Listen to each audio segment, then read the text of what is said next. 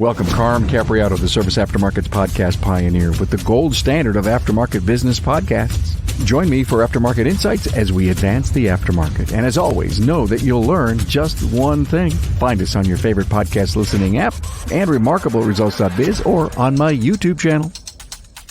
Hey everybody, Carm Capriato, Remarkable Results Radio, part of the Aftermarket Radio Network. So glad to have you here. I am in so much appreciation of your support and your listenership and all the cool things you do with us, even on our Remarkable Results Radio community on Facebook. You can find us there. I'm with Becky Witt from George Witt Service in Lincoln, Nebraska. Hello, Becky. Hello, Carm. I thank you for everything you're doing for the industry. You truly are a visionary. Thank you so much. I appreciate that. I really do. I was talking to Becky at Vision, and I said, it's high time we get you on the show. You got a hell of a reputation. And he says, Carm, I only work 2.5 days a week, and I have a hell of a business, and it affords me to go out on my bike and bike around. And I've always seen pictures of you with you have a Harley, right? I have a Harley and I have a Goldwing. I have a Goldwing when I want to go someplace, and I have a Harley because I'm a Harley road captain, and you can't be a road captain unless you have a Harley. Yeah, I would imagine. It's part of the requirements. I think it was a post I did, Becky. I'm not 100% sure. We were talking about maybe lean and some efficiencies, and you came out with this really cool rant, and I says, man, we got to get this thing down on tape. Oh, yeah. And basically, here's the thing. This is an evolution of efficiency. This is where Becky started with 5 days, went to 4, and then to 2.5, almost 3, and realizing that if there was money to be made and customers to satisfy, you had to get down to the micro minute. And this is what I find so fascinating with you. So let's start the story. When you realized you got to this, that 3 days could work, you had to rethink your entire business. You got to constantly rethink your entire business all the time. It sounds good. I got a great business, but I mean, stuff changes. It changes quick. This whole thing with my shop, I had a vision for a certain size shop and a certain way to do business. And 80% of my customers are from the opposite side of town. Our town's 300,000. We don't have a freeway. You're not going to find my place without a compass, a map, and a Sherpa guide. So there is no drive-by traffic. And what I wanted was a lot of room to park. All the businesses on the other side of town, land is so expensive, there's no parking. I had to have room for parking for like 30, 40 cars. Mm-hmm. So I ended up in this place. And as it worked out, because we are a destination, the phone would ring 47 times on Monday to make appointments. And by Friday, there isn't much happening. So I started saying, there's really not much going on Friday afternoon. So let's start closing Friday afternoon. The idea is to give the staff time to do the things that you need to do that keep you from coming to work. You got to go to the dentist, you got to go to the bank, you got to take your dog to the vet, whatever. Well, this started closing Friday at noon. Well, then nobody wanted to come in Friday morning because we're only open till noon. So we started closing Fridays altogether. Well, sales didn't go down. Yeah, this is interesting. So sales don't go down. So why the heck are we here in the first place? Then it became, well, now we got Thursday to think about. I finally said, we'll do Thursdays by appointment. So if we got business, you got a slow time of year, you're not standing around. If you're busy, you can be productive. This is all well and good. I've always thought about by the minute. I've always done this. It's interesting. I dug out a class from 13 years ago, and I'm talking about sales per minute. And a long time ago, I'm a service manager at a Honda dealer, and they got a lot of techs, and we had the little car runners would run across the street to the parking lot and bring a car in for the techs. Well, it wasn't happening fast enough. And I went to the owner and I said, I need another car runner. Here's the deal. Dump. If I had another car runner, after covering his payroll, I could get another $5,000 in sales. He said, go ahead. Well, the service manager at the Oldsmobile dealer said I need another car runner. And they said, no, I did another car runner. And it worked out exactly the way sales were up $5,000. That was where I really learned the value of a minute. And this was 50 years ago. Now I'm looking at just being efficient. I started, 10, 12 years ago with synthetic oils. And I became a real expert on motor oils because Lincoln, Nebraska kills oil. We don't have a freeway. We got super cold weather. You drive 35 miles an hour. You stop every mile. The oil never gets warm. It destroys motor oil. I wanted to fix this. I wanted to have an oil that worked. So I found an oil that worked. I learned all about motor oil. And then I converted my fleet of customers from 3 months, 3,000 miles to a year or 8,000 miles. Because you found the right oil. You knew it was right for your environment and your climate. And I remember reading, or in some of the notes you sent, that what you charge for it really per month is very inexpensive. I know. Yeah, this is all about how you present. And the real key is determining who's your market. My market is people who want to keep their car and have it reliable. Women are over half my clientele because a woman understands that if her car doesn't start in the right situation or the wrong situation, it could be a potentially life-threatening situation. There ain't no, we'll check your battery stuff. I had to analyze how batteries fail. I used the mathematical formula for statistical probability, and I recorded thousands of battery failures, found that in Lincoln, Nebraska, the average battery failure ramps up dramatically at 39 to 42 months. So I started saying, hey, we need to change your battery at 36 months. Every single customer tilted their head like the robin eye and the worm and said, but I haven't had any trouble. I said, the whole idea is you don't want trouble. You don't drive around with a gas can in your trunk till you run out of gas, do you? I mean, you buy gas before you need it most of the time. So why would you drive a car till the battery's dead? Well, I don't think people, Becky, I don't think people think that a battery is a item that would ever fail. But we buy a car once and we never have to have it repaired ever.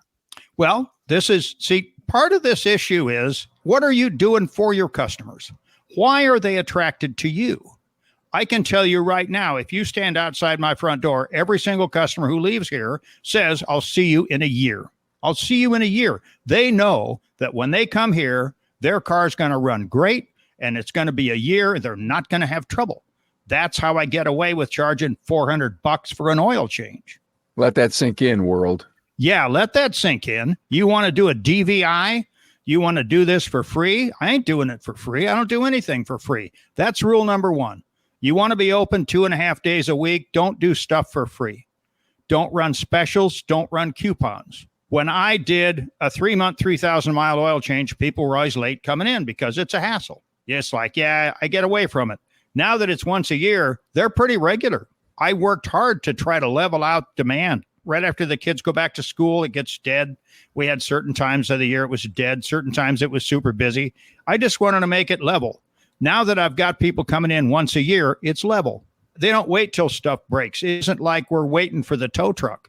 Becky, do they drop their keys? No, and I'll tell you why. The point of it is they know they're going to come in and says, listen, just whatever it is, just fix it. Are these all appointments? Everything's by appointment. Yeah, if you have an emergency. You couldn't be a minute efficient if you were waiting for someone to walk in the door. This is purposefully scheduled. Exactly. Okay. So when you call for an appointment, we're going to write the ticket on the phone. You've got time when you call on the phone. You don't have time when you're dropping your car off. That's the day the lights burned out in the refrigerator. Your whole life is ruined because you're dealing with trying to find the coffee creamer in the dark. It doesn't work. Well, I got to stop you for a minute. I think that was so profound. You have time to talk when you're on the phone, but no time to talk when you drop off of the car. That's right. Brilliant. As I look at our business model, I see a line into the dealership, a line of cars trying to drop them off. You can't even get the right phone number from people, much less get any information out of them. So we're on the phone. We're looking up their service history. It's a once a year thing. We've evolved into 3 basic maintenance operations. One's called the annual maintenance. It's once a year. The next one is an in-between maintenance. I forget what we call it. It's a medium maintenance, but it includes changing the cabin air filter in the dash. All right. And then there's the major maintenance, and we go by what the book says. We go by what the book says. We use the factory fluids. We use the factory intervals. Everything has worked out really well because we're using quality stuff. So you're not doing breakdowns that much, are you? Doing what? Breakdowns. I mean, drivability. The car doesn't run, doesn't start. Yeah, we got breakdowns. They're not our customers, but they're breakdowns. Our customers' cars don't break down. See, that's the key. It was minus 20. It was actual air temperature 20 below, Carm. You've been through this. Yeah. Actual air temperature 20 below for 5 days straight. You couldn't get a tow truck. It was a 48-hour wait for a tow truck.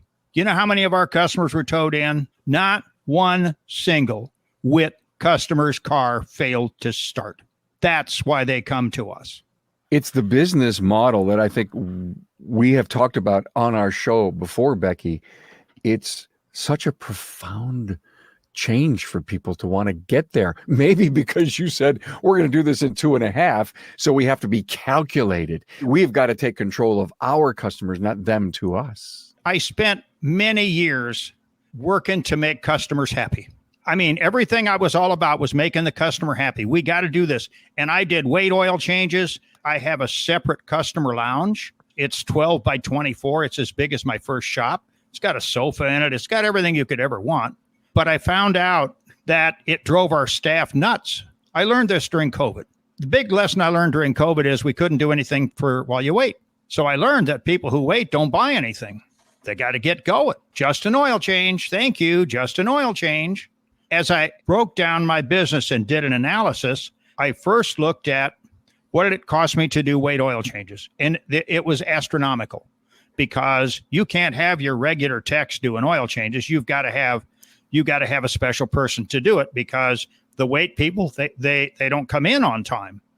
They're late. They're 10 or 15 minutes late. They're 10 minutes early. The whole thing is screwy. So you got to have a person to do that. And just to be sure you lose your butt, you got to have somebody else to write it up because you're too busy trying to take care of your good customers to look up what they need. The people that are just there for a weight oil change, you can give them the list of what they need. And the next time they come in, it's all been done someplace else. I said, we got to stop doing this. So I said, even at hundreds of dollars just for an oil change, I said, we're not going to do oil changes anymore. We're going to do a maintenance because that's what it needs. You go 8,000 miles or a year, guess what? It's when the tires need to be rotated. It's when the brakes need to be inspected. Let's put this all together and let's do all of this. That's what we did. And I'll never forget, I've had customers in this transition that said, just an oil change. And I said, I'm sure you want to do the maintenance. He said, I don't do those. I don't do just oil changes anymore. It has to be a full maintenance. And he said, so this is it, huh? I said, I never said this is it. You said this is it. I looked up his history, Carm. In 5 years, he'd never even bought an air filter.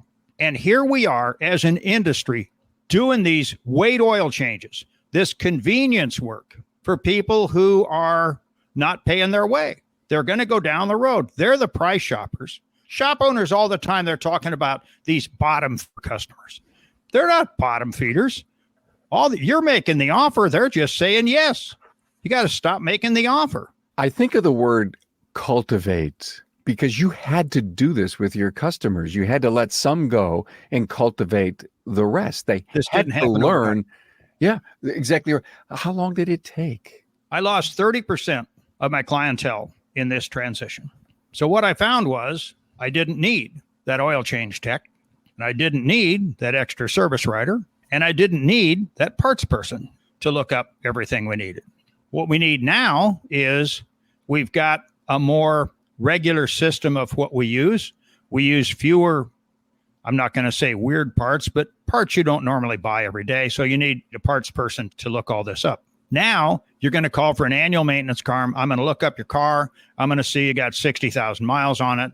And every single car, every time we look up the wiper blades, part numbers, the engine air filter, and the battery, so that we can talk to you about, Carm, how old's your battery? You need a battery at 36 months, and engine air filters is a huge waste. You have a service job. That air filter, what I found was we weren't selling air filters because the techs weren't saying it needed one because they knew it held them up. Yeah, it's all fine. Well, you got to start looking at what's going on. You look at numbers. Every shop owner should be looking at numbers. How many of them are looking at the job afterwards? How many are looking at the real numbers and saying an engine air filter in our climate, about 15,000 miles. Nebraska, our number one export is airborne dust, followed by wind. So we get some of that over here in Buffalo. Thank you. Yeah. Your number one export's snow, from what I hear. No. It's going to be eclipse soon. Oh, yeah. It's fun. Yeah. So what we do is we actually pull the air filters. The air filters are on a shelf. Nobody asks for an air filter. It needs an air filter. You walk in the office, you grab it, you put it on. We've saved 8 minutes. In our shop, a minute is $8. If we have a 10-minute delay, that's $80 down the drain. It's gone. Can't do that. So you're down to the minute. Is the $8 a sale or is the $8 your cost? Oh, it's $8 in sales. Okay. Every minute. Yeah. Hey, it's no secret. We're facing a technician shortage, and NAPA Auto Care has a solution with the NAPA Auto Care Apprentice Program. The program was pioneered by one of our own. Pete McNeil and Master Technician Jeg Sorensen from McNeil's Auto Care in Sandy, Utah, realized that the problem of not having technicians available for hire was not going to solve itself and decided to take action and look at a different audience of individuals available for hire. A focus was put on younger individuals with the right passion, desire, and attitude to work in the automotive repair industry. Jake and Pete sought after these individuals and developed a technician apprentice program to give them the training needed to become a successful technician in today's world. The NAPA Auto Care Apprentice Program includes a comprehensive 9-stage curriculum that includes a variety of types of training, and they are classroom training videos exclusive to the apprentice program. Now, these videos provide in-depth training from a successful master technician. Also, Autotech classes with instructor-led courses offered through NAPA Autotech and Autotech e-learning. This web-based e-learning is designed to target specific training topics. And finally, hands-on learning. The apprentice will apply the skills gained from the classroom training videos, Autotech instructor-led training, and Autotech e-learnings in the shop with the guidance of a mentor. The apprentice program curriculum is competency-based, meaning an apprentice can move through each stage at a pace that best suits them. Most apprentices complete the program within 2 years. Upon completion, apprentices will have earned ASE G1, A4, A5, and AC certifications, adding industry validation to the skills an apprentice acquires. Look, having an apprentice in your shop will ultimately benefit your bottom line as they advance through the program. And in most cases, as the apprentice develops their skill set producing billable hours, you'll begin to see a growth in your gross profit by stage 5. One of the largest barriers to entry for individuals looking to enter the automotive repair industry is the cost of tools. Now, keep your apprentice motivated with an apprentice toolkit. Now, NAPA Auto Care has worked with our supplying partners to offer an exclusive comprehensive tool set, including a 4-drawer tool cart for all registered apprentices. Hey, to learn more, members can visit member.napaautocare.com. There's a certain point in time where you just couldn't do this business model without making sure you were paying attention to your numbers. Carm, that's a great question. You're really good at this, you know. I'll tell you what I did. I had trouble with technicians because I wasn't paying enough. I see this on the forums that I participate in. These guys, their techs go in the bathroom and they're painting the bathroom with paint that cuts the cell phone signal, for God's sakes. And you're writing people up for being late to work, and you're doing this, you're doing that. What you really need, I realized that I'm trying to coach a hurdle race using weenie dogs. And I needed to go out. And get Jack Russell Terriers. I needed to find somebody that just thought riding hurdles just the coolest thing in the world. So for 2 years, I'm looking for techs, and I'm not paying enough. I'm not offering enough. I've got a beautiful shop. I got lighting. It's clean. I got the latest equipment. I'm not doing something. And I went to a class taught by Bill Haas. He said, you got to advertise something that nobody else does. So I came home and I said, what's nobody else got that every tech would want? Well, we got a 4-day week. We got Thursdays by appointment. All right, here's what I'm going to do. Here was my ad. Here was my pitch. I'll pay you for 5 days. You work for 3. What do you think? I have a feeling you got a bunch of people. I had 30 people apply for the lube tech position. A lube tech? I thought you didn't have a lube tech. Well, I didn't. I wanted to hire 2 people. I wanted to hire a lube tech, wanted to hire a regular tech. So I get the super tech. I mean, he is the super tech. His work does not come back. He double checks everything, and he just asked for a fixed amount. I said, fine.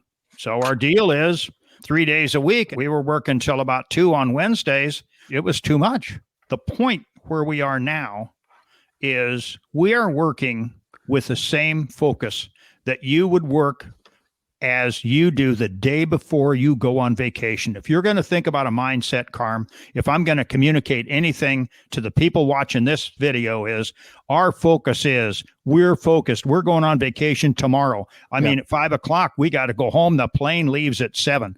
We don't have a choice. We got to get this stuff done, and we can't afford to watch kitten videos. We can't check our email. We can't screw around on our phone all day. We got stuff we got to get done, because if we get it done, we're going on vacation. Woo-hoo, here we go. And it's got to be perfect. Exactly.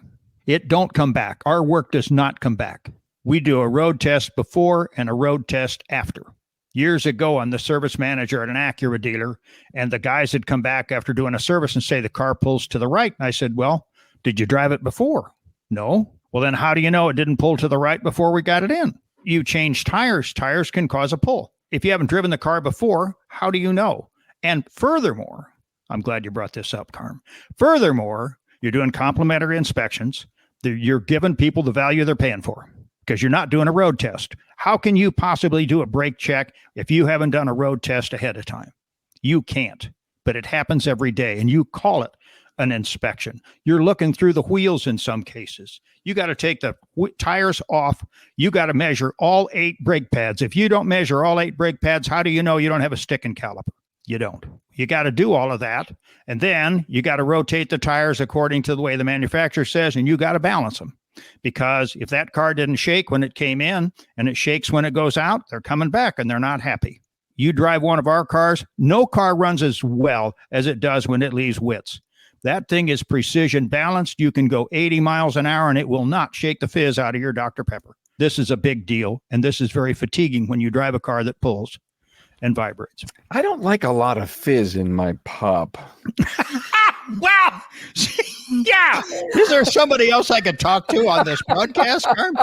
Is there anybody there that gets this? What do they call it in Lincoln, right? Is it pop or is it soda? Oh, that's great. It's pop here. Is pop there? Yeah, okay. it's pop. Yeah. The first time I went on a trip as a kid, this guy said, I'm going to buy you a soda. Well, a soda at the time, that was ice cream and fizz stuff. That was that was a soda. Oh my God. I love your analogy about the fizz and the soda, the fizz and the pop. And it's true.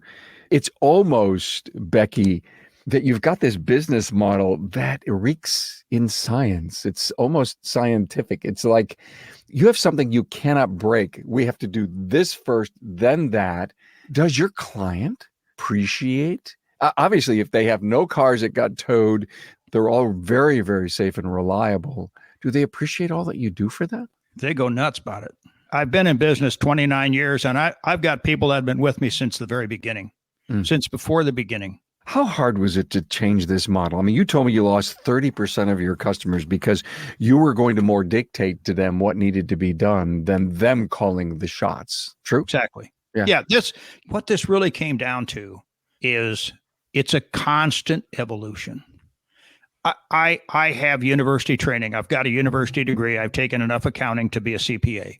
I never wanted to do that, but I did that. And I minored in political science, which involved a lot of research and understanding statistical models. So this is how my brain works. I looked at how does this whole thing work? And as I said, it's an evolution.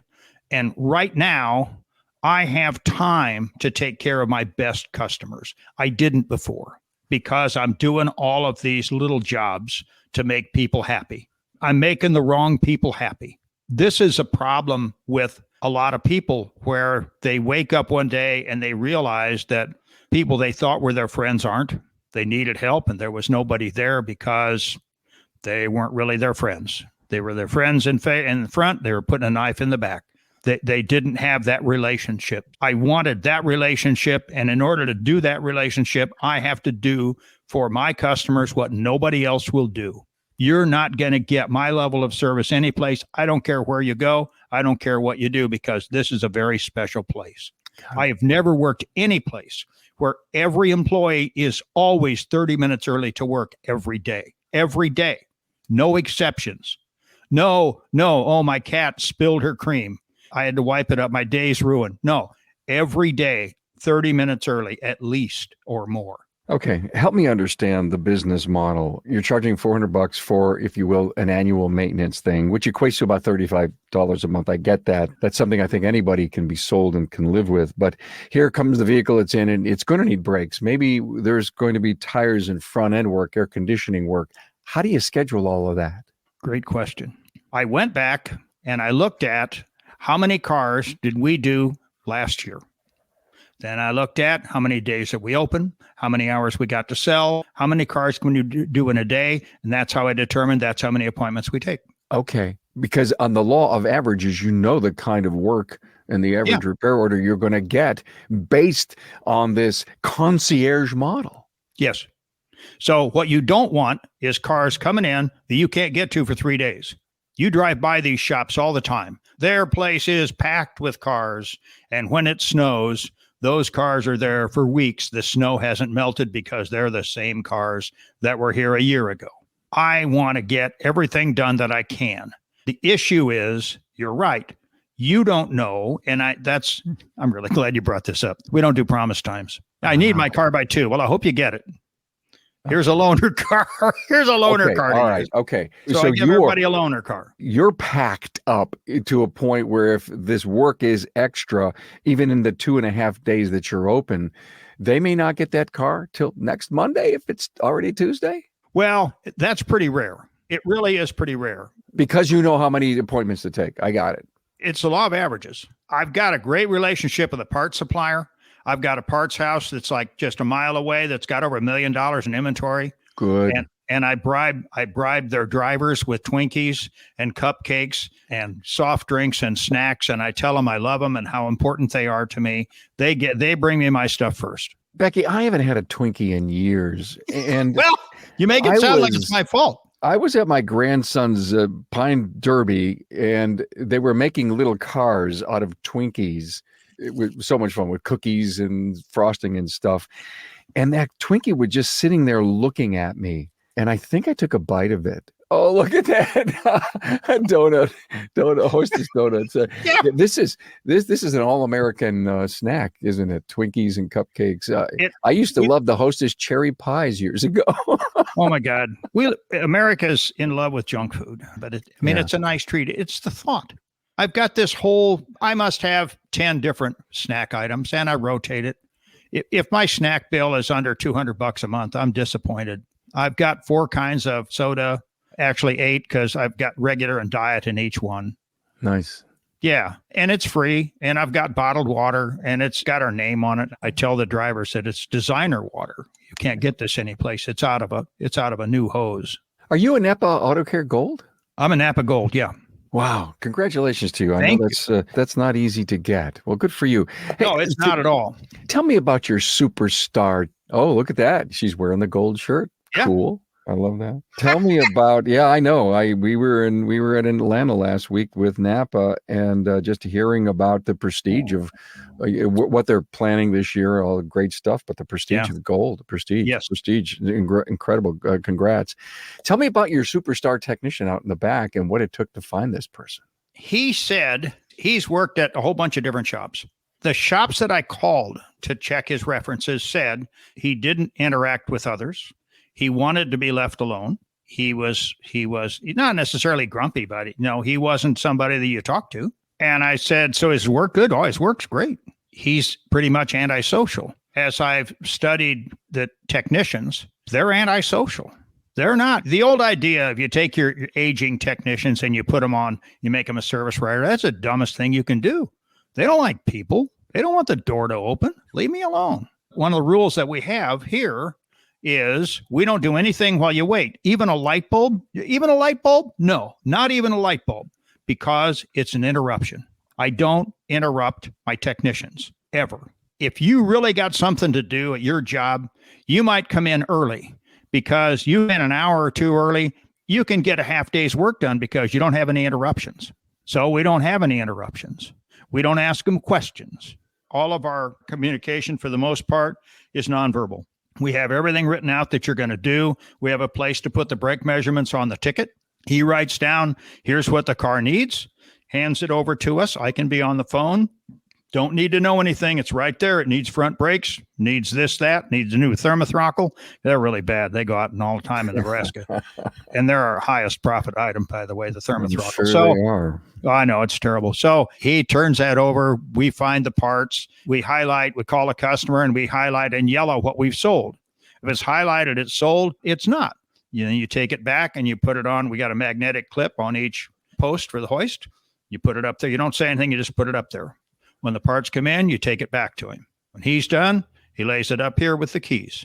And we tell people that we don't have promise times. And when's it going to be done? I have no idea. When are you going to look at it? I don't know. Well, what do you think's wrong with it? People will say. I said, I don't know. My job is to watch kitten videos. I don't get paid to think. So it doesn't matter what I think anyway. So when we know, I'll call you. So your customers look at you and say, oh, you're just making me laugh, Becky. And I do a great job of that. They love it.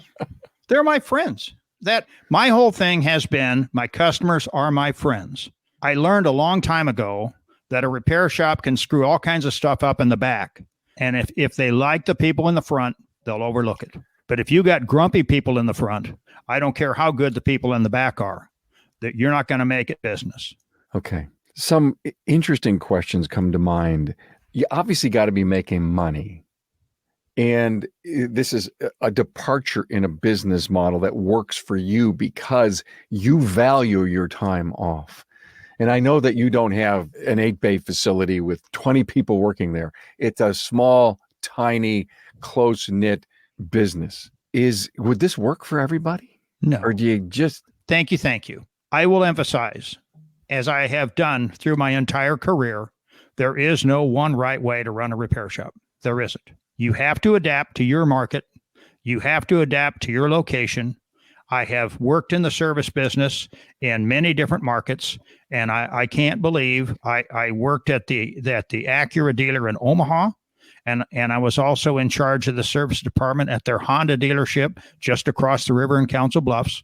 There's a river between them. The people in Council Bluffs are blue collar, bring your lunch to work. The people on the other side of the river were better off, more well-to-do, totally different day and night, just a river. And I go to Salt Lake City. I ran a big service department there, 25 technicians. And they said that, they did everything. They put donuts out for the people and everything. I said, they don't want donuts. They want their car fixed right. They're driving in different conditions. And I went to Arkansas. I was a consultant for a dealership in Arkansas and another in Minnesota. The people are different. The things that happen to the same darn cars are different. It's baffled me. There ain't one right way to do it. Yeah, but this business model that it's taken you, as you say, I think, what would you say, 29 years to formulate, to come up with. What was the main driving factor? You just wanted time off? Or did you realize you could pay somebody some really decent wage, find a superstar that wants to come in and do 2.5? I mean, what was the what was the day that it all came together? How many years ago, and you continue to refine it? You're a hoot, Carm. Because I'm curious and I want to know. This came together for me probably 40 years ago when I'm the service manager at a Honda dealership. And you couldn't sell it. I don't own it. I'm just the service manager. No, you couldn't sell the idea. It came to you, but you couldn't sell the idea. Well, I formulated my business strategy. My dad was a jeweler, and he was it's all about making the customer happy. I carried this over to the auto business, and I said, I got to make people happy. And what I do right now, it's not my most recent revelation, because I have them all the time. My most recent revelation is it's not so important to make the customer happy with me. I want the customer happy with their car. If they're happy with their car, it's because of me. And they're going to come back to me and they're going to keep that car. Wow. You know what? You just described what could be a huge value statement or purpose for any business. We want the customer to be happy with their car. That's why they come here. That's right. Again, I go back to women customers. I said that every woman knows if their car doesn't start in the wrong situation, it's a potentially life-threatening situation. If a guy's car doesn't start, it's just another adventure. I've had guys to me about how many days they went bumming jumper cables from people. Yeah. Or rides. Yeah. Because, okay. Now, when you're out at seminars, and I think I saw you at ASTE also, You did. Are you doing any of this kind of discussion, or is it all technology training that you're doing? I don't do any technology training. I am not to be trusted out with a wrench. Okay. That's the old days. I could break a nail. Those are the old days. Do that. Okay. And today, what kind of training are you doing? Today, I'm doing management training, and I retired from management training. There was a time I spent 13 years writing classes, doing DVDs, and traveling here and there. I bought a bus. I could do these events and have a rolling office with me. Yeah. And that's funny. People said, "Why are you driving this RV all over? You could fly." I said, "I'm on vacation in an RV, and you're working, and you're wondering why I'm not on a plane so I could save time." I want to do that. I want to put my studio in a van, and I just want to go. Oh yeah, this is great fun. But these are stories for another day. What I'm doing now, Carmen, and I want to involve you in this. I want to end up with a YouTube channel, and I want to share this with the industry. I've got a Facebook page now, Becky Witt Shop Management. I just did my first broadcast or podcast, if you want, first post. Yeah. Thanks to you. I asked you, what stuff do I need? You told me what to buy. I bought it. Here we are. Cool. Well, thank you, Carm, for everything you're doing. Oh, thank you, Becky. Always willing to help. And I just had a blast hearing your story and understanding a little bit deeper. Hopefully, I asked enough great questions for our listener to appreciate where you're coming from. And who knows, maybe you can convert the world of I hate working 6 days a week going down to 2.5 and coming up with your model. I'm sure you'd be willing on Facebook to discuss this model design and the challenges or the great opportunities that come with it. Any final words? This is all about work-life balance. And I think that we have this mentality that we just need to work harder. If we're not getting there, we need to work harder. And they always say, well, you can work smarter. Here's what you do. You hire a technician and you pay them an insane amount of money, because when you do that, you can't give stuff away anymore. You can't afford to. You got to pay this guy. Then, just to be sure that you're committed to this, you buy a big, expensive motorcycle and you commit to ride 20,000 miles a year. You got to have 4 days a week to do this. So now here's your commitment. You got a gazillion-dollar payroll. You got a big bike payment. And of course, you got to stay at the Marriott. You can't stay at the local places. So you got bills to run up. This is your commitment. If you can't do that, you're not committed. You need a little pain or stress. That's it. Yeah. What a hoot. Becky Witt. It's only Japanese cars you work on, huh? No, I only work on Honda and Toyota. Oh. 2 makes.